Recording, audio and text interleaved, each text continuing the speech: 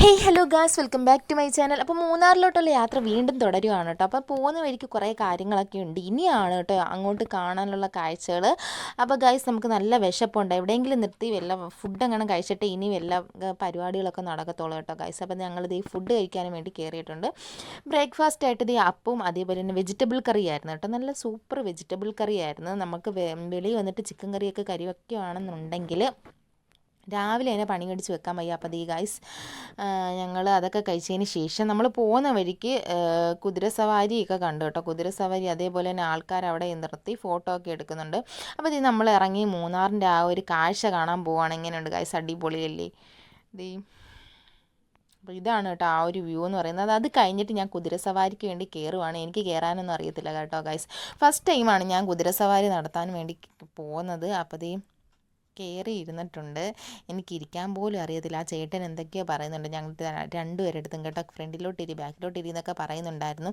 കയറി ഇരിക്കുമ്പോൾ നല്ല വേദനയാണ് കേട്ടോ. ഇതിൻ്റെ പുറത്ത് വെച്ചേക്കുന്ന ആ ഒരു എന്തുവാ, മെറ്റലിൻ്റെ ഒരു സാധനമാണ് വെച്ചേക്കുന്നത്. അപ്പോൾ അതിൻ്റേതായ ഒരു വേദനയുണ്ട് കേട്ടോ ഇരിക്കുമ്പോഴത്തേക്ക്. അപ്പോൾ അതൊക്കെ കഴിഞ്ഞ് ഞങ്ങൾ ഇങ്ങനെ കുതിരപ്പുറത്ത് ഇങ്ങനെ പോവാണ്. നമ്മുടെ നാട്ടിലായിരുന്നുണ്ടെങ്കിൽ നമുക്ക് ആ ഒരു ഷെയിമായിരിക്കും, നമ്മൾ കുറച്ച് ഷൈ ആയിരിക്കും കേട്ടോ.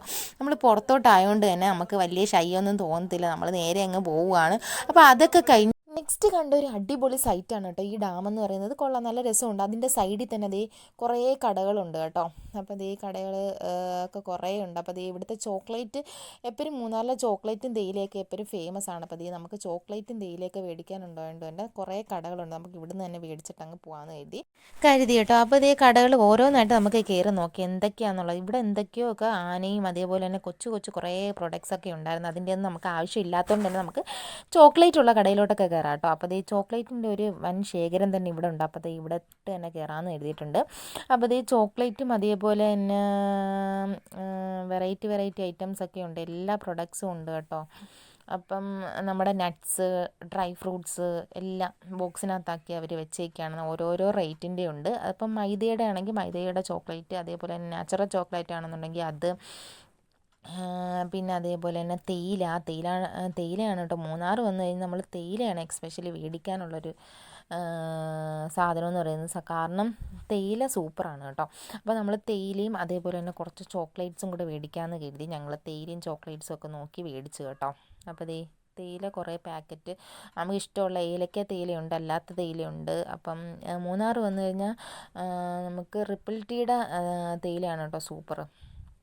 അപ്പോൾ അതൊക്കെ മേടിച്ച് കഴിഞ്ഞ് ഞങ്ങൾ വരുന്ന വഴി കണ്ട അടിപൊളി ഒരു കാഴ്ചയാണ് ഈ ആനയുടെ കാഴ്ച എന്ന് പറയുന്നത്. നമ്മുടെ നാട്ടിലെ ആന പോലെ ഒന്നുമല്ല, ഈ ആനയെ കാണാൻ സൂപ്പറാണ് കേട്ടോ. കാട്ടാനയെ കാണാൻ ഒരു പ്രത്യേക ഭംഗിയാണ് കേട്ടോ. അപ്പോൾ നമ്മുടെ ഈ കാട്ടാനയ്ക്ക് ഉള്ളതെന്ന് വെച്ചാൽ, കാട്ടാനെന്ന് പറയുമ്പോഴത്തേക്ക് ഒരു ചെമ്പൻ കളറാണ് കേട്ടോ.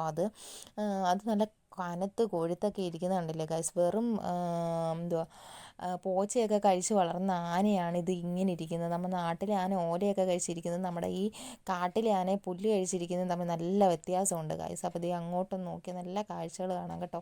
ഈ സൈഡിൽ ഇട്ടേക്കുന്ന ഇടത്ത് കമ്പി ആയതുകൊണ്ട് തന്നെ നമുക്ക് അങ്ങോട്ട് പോകാനുള്ള അനുവാദമില്ല. ഇടത്തടിച്ച് അവിടെ ഇരിക്കും. അപ്പോൾ ആളുകളൊക്കെ അവിടെ നിന്ന് ഫോട്ടോ ഒക്കെ എടുക്കുകയാണ് കേട്ടോ. നമ്മൾ എങ്ങനെയെങ്കിലും സൂമൊക്കെ ചെയ്ത് ഇങ്ങനെ എടുക്കുകയാണ് ഗൈസ്.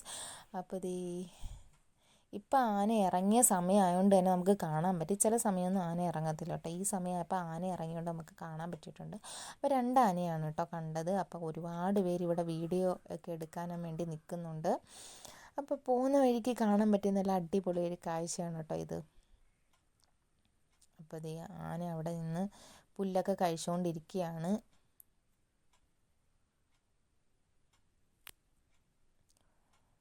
ഇപ്പം 2 എണ്ണത്തിനെ കാണുന്നുള്ളൂ കേട്ടോ. അപ്പം അങ്ങോട്ട് കുറേ ആനകളുണ്ട്. അപ്പോൾ അതിൻ്റെ സമയമൊക്കെ ആകുമ്പോഴേ അത് വരത്തുള്ളൂ.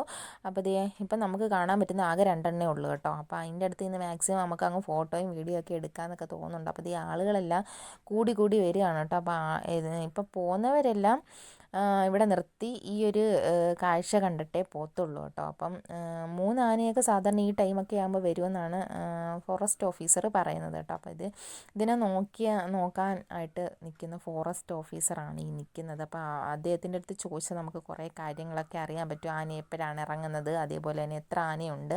അപ്പോൾ 3 ആനയുണ്ട്, പക്ഷേങ്കിൽ ഇപ്പോൾ 2 ആനയെ ഫ്രണ്ടിലോട്ട് വന്നിട്ടുള്ളൂ.